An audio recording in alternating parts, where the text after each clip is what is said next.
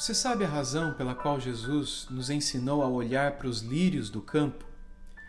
É porque ele queria que a gente visse como Deus veste os lírios, como Deus veste as flores, como Deus veste as plantas, os pássaros, os animais. Aquilo que a gente acha tão bonito e que a gente muitas vezes traz para dentro da nossa casa, tão somente para enfeitar o nosso lar. E Jesus quis que, ao meditarem na natureza e na beleza por detrás da criação, os discípulos aprendessem que Deus também se importa com os seus filhos e deseja vestir os seus filhos, deseja ver aparência nos seus filhos, bela aparência, belo coração, agradabilidade nos seus filhos. Aquilo que a gente tanto se preocupa, Deus também se preocupa, Deus também se importa. E não ache que é somente com as questões externas. Não é que Deus está preocupado com a nossa aparência externa, em nos fazer tão belos quanto belas são as flores ou certos animais. Mas é a beleza da nossa alma, é a alegria do nosso coração. Embora Provérbios, capítulo 15, versículo 13, diz que o coração alegre aformoseia o rosto. Ou seja, o texto bíblico diz que até mesmo aqueles que não nasceram beneficiados aparentemente, como eu mesmo, que não nasci com uma genética tão favorável assim, que não nasci bonito, não é? Graças à genética, eu posso de alguma maneira ser agradável e um pouquinho bonito se o meu coração e a minha alma forem muito felizes. Enfim, brincadeiras à parte, é sério que a gente conhece tanta gente que muitas vezes a gente olha para elas e elas são tão felizes, elas são tão agradáveis e a gente olha para elas, elas têm sempre um abraço para nos dar. E a gente nem se importa com a aparência delas, a gente nem se importa se elas são carecas ou cabeludas, se elas são, enfim, idosas ou novas. São pessoas bonitas, são pessoas cuja alma é alegre, é feliz e é bela. E a gente gosta de estar perto de gente assim, não é verdade? Porém, o mesmo texto bíblico, lá em Provérbios 15, 13, diz que o coração cheio de dores, ele abate o espírito, abate a alma. Isso significa que quando o nosso coração não está bem, quando a nossa alma está vazia, quando o nosso coração está amargurado, é possível que mesmo você sendo uma pessoa geneticamente favorecida, abençoada, e seja uma pessoa muito bonita, com um rosto muito bonito, com olhos muito bonitos, com cabelos muito bonitos, e você é como uma flor de tão bonita que você é, isso não vale de nada se o teu coração estiver sempre amargurado, rancoroso.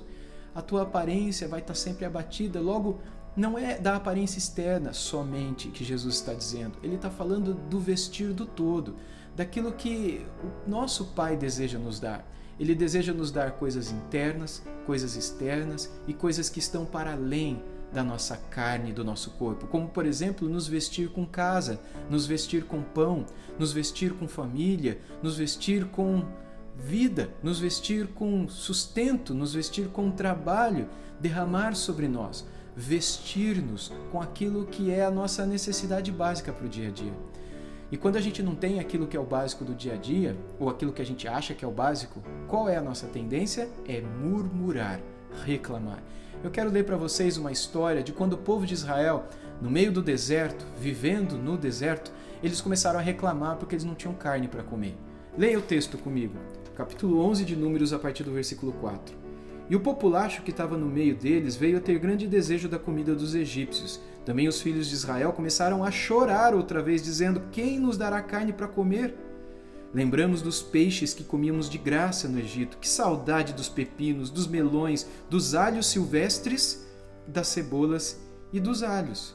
Mas agora nossa alma está seca e não vemos nada a não ser esse maná.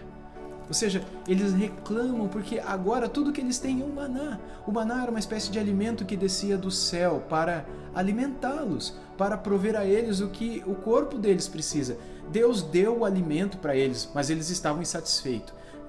Eles tinham comida, mas eles queriam outra comida. Eles tinham todos os dias a provisão para que eles não passassem fome, não passassem sede, mas eles queriam a carne que eles comiam no Egito. Eles queriam os legumes, eles queriam as cebolas, os alhos, os pepinos, os melões, eles queriam tudo aquilo que eles tinham no Egito. Aquilo que Deus estava dando naquela hora não era suficiente.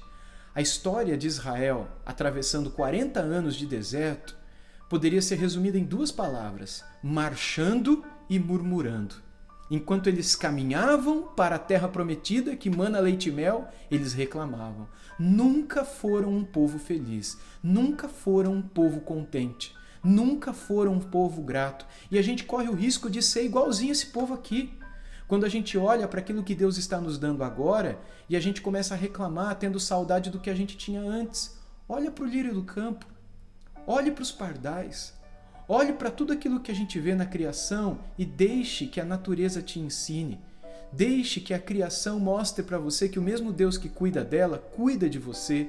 O mesmo Deus que se preocupa em sustentar as aves dos céus e vestir as plantas, as flores, é o mesmo Deus que também se preocupa com os detalhes, com as cores, com tudo aquilo que você precisa para viver e para viver bem. Ele se preocupa não somente com aquilo que é externo, mas ele se preocupa com a tua alma também. Olha para os lírios do campo, olha para as aves que voam, olhe para tudo isso e se lembre de que há um Deus nos céus que está preocupado em trazer alegria para o seu coração, para trazer formosura para o teu rosto, para tirar de você todo o abatimento, para tirar de você toda a dor. Esse Deus, Ele quer que nós olhemos para Ele e falemos sim, se alguma coisa está nos incomodando, se alguma coisa está nos faltando, que a gente derrame diante dEle, que a gente não murmure diante das pessoas o tempo todo, que a gente não fique reclamando para as pessoas que está nos faltando isso ou aquilo, porque isso é pecado, isso é errado, isso não é certo. Não é certo ficarmos lamentando, reclamando, murmurando o tempo todo. A única lamentação que vale é aquela que a gente faz diante de Deus. É quando a gente se coloca diante do Senhor e dizemos: Senhor, está faltando isso, eu sinto falta disso. Diga isso para o Senhor. Lamentar para Deus não é errado, tanto é que há um livro na Bíblia só de lamentações. Quando nós olhamos para as orações de Jesus, existem lamentações nas orações de Jesus. Quando nós olhamos para os Salmos, existem várias lamentações nos Salmos também. Portanto, se você quer lamentar, lamente sim, mas lamente-se ajoelhados, com o rosto no chão, dizendo: Senhor, está me faltando isso. Senhor, eu sinto falta daquilo. E deixe que Deus te vista. E deixe que Deus, que veste os lírios do campo, vista você também. Porque se Deus se importa tanto assim com a sua criação, Ele se importa muito mais com você e com a sua família. Agora que você lamentou e colocou nas mãos de Deus, espere. Espere, porque está nas mãos dele. Jesus ensinou que se nós que somos maus sabemos dar boas coisas para os nossos filhos, quanto mais o nosso Pai Celestial não saberá das boas coisas para aqueles que nele esperam.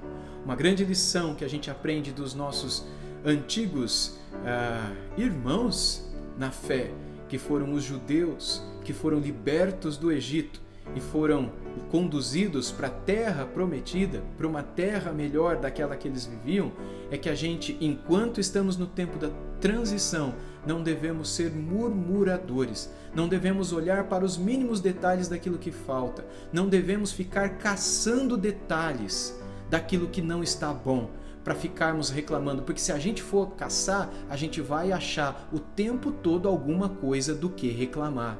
Aprenda a ser grato no deserto. Aprenda a olhar para a criação e ver que Deus cuida também de você. O nosso Deus nunca falha e nunca falhará.